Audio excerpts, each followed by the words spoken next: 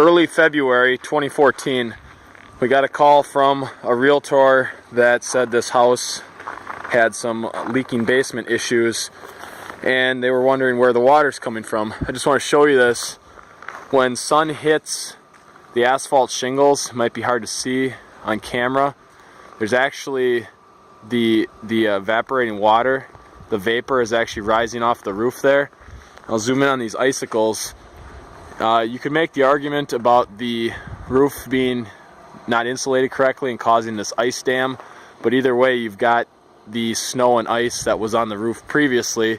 It is melting, and it's melting right next to the foundation, where now you can see the icicles clustering on these bushes.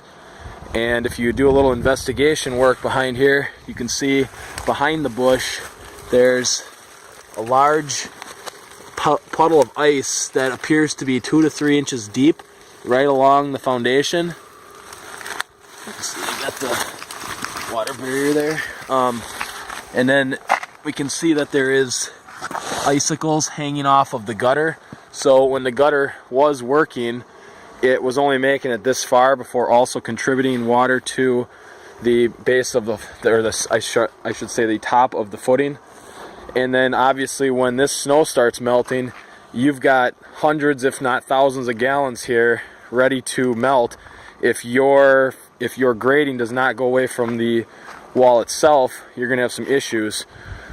But we've been getting some calls lately about wet foundations in winter, and this is one of the bigger reasons why it happens. Melts and piles of snow and improper grading, combined with there usually is a small space between the soil and the house's foundation, a small crevice where the soil next to the foundation is still just a little bit warmer and the rest is frozen. That allows this dripping to get right down to any potential cracks, and it can actually cause some of the cracks by allowing a lot of ice between there if it should freeze more solid. Obviously this was a pretty intense winter, but if you need more information on waterproofing a basement, either inside, outside, crack injection, full dig out, etc., etc., drain tile, or some helical piering and maybe mud jacking is your solution to tip some pavement back, check out MUDTeCH.com.